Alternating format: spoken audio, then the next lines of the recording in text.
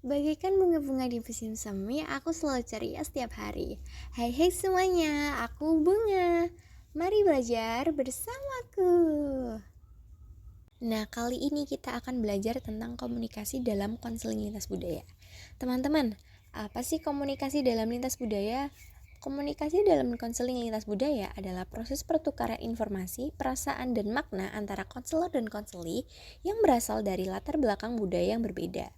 Konseling lintas budaya menuntut konselor untuk memiliki sensitivitas budaya, kemampuan mendengarkan secara aktif, serta keterampilan untuk mengatasi hambatan dalam komunikasi.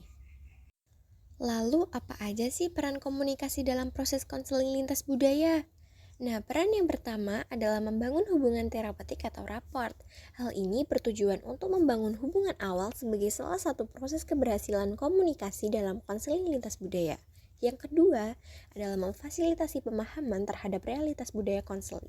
Hal ini bertujuan untuk mencegah kegagalan dengan melalui komunikasi yang terbuka dan rasa empatik pada konseli.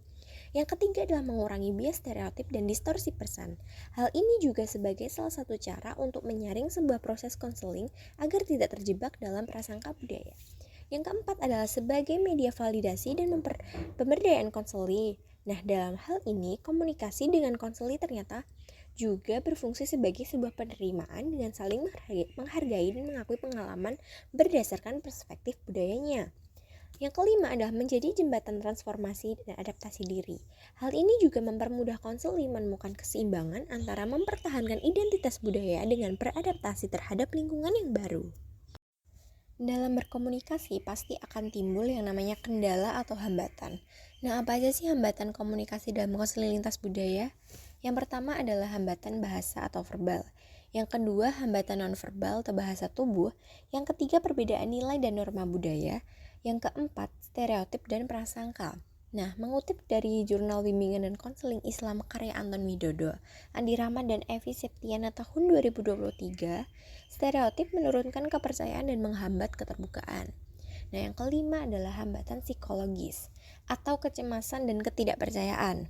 Yang keenam adalah hambatan dari faktor eksternal seperti perbedaan status sosial ekonomi, latar belakang pendidikan, atau akses terhadap teknologi. Selanjutnya ada strategi komunikasi untuk mengatasi perbedaan budaya pada konseling.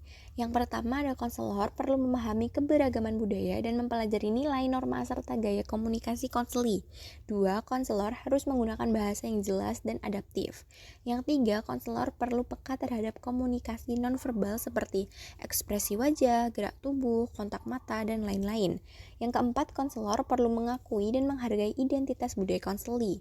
Yang kelima, konselor perlu menggunakan pendekatan konseling berbasis budaya. Yang keenam, mengembangkan sikap empati dan aktif mendengarkan tanpa menghakimi. Yang terakhir adalah efektivitas komunikasi dalam konseling lintas budaya. Konseling akan efektif apabila konseli merasa didengar, dipahami, dan dihargai. Jika konselor mampu memahami dan menyesuaikan diri, hal ini memudahkan konselor dalam membangun kepercayaan dan menjaga ruang aman bagi konseli. Nah, kesimpulannya, komunikasi dalam konseling lintas budaya menjadikan konseling lebih bermakna karena tidak hanya berfokus pada pemecahan masalah, tetapi juga sebagai bagian integral dan proses pemulihan dan pengembangan diri.